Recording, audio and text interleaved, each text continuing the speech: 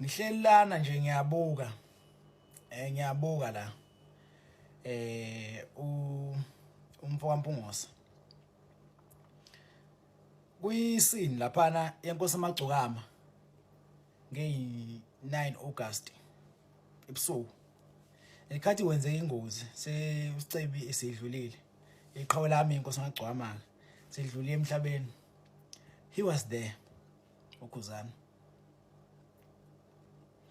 ikhathi kube kuyiveni kuthiwa kuzobe usefabeni ishintshwa futhi iveni kuthiwa izobe sisemzisho kwenza ama plannings for usuku lokugcina inkosi amagcokama. uKhuzani was there ngesikhathi kuyine memorial service yenkosi amagcokama eThekwini.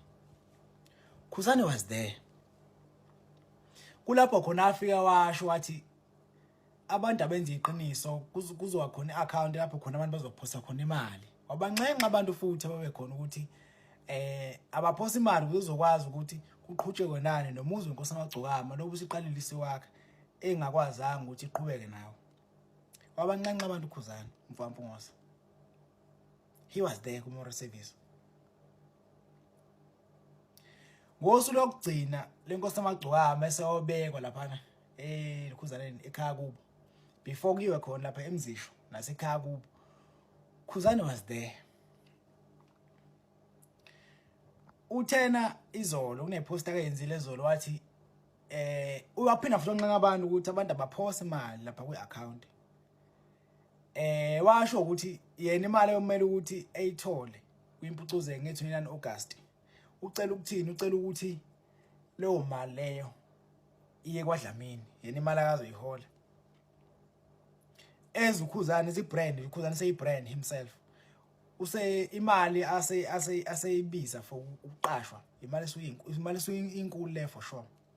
Yonke ke leyo mali uyosamba semali singadaliwe uthena sabe siya kwaDlamini. Isifundo ezitholayo ukuthi umuntu ngisho wenza kahle kangakanani uma esuke ngakuthandi because egcina usuku uKhuzani unjani? uKhuzani nomona. uKhuzani uyathanda uqhama. uKhuzani uyathanda ukuthi yonke into ihlezi ngaye. Egcina usuku thina abantu njalo silinde ekuthenini uKhuzani enze kabi bese siyaqala siyamtrendisa ke lapho ngoba uzobe senze kabi siyaqala siyakwazi ukuvula umlomo ngoKhuzani. Isifundo sesithola ukuthi ngisho wenza kahle kangakanani hayi umuntu omnyama ngezomnelisa ngezomjabulisa uma esuke ngakuthandi noma esuke ngakuphiwe ngeke uzomjabulisa kancane. Isifundo sesifundayo ke lesi kubhuti Khuzani.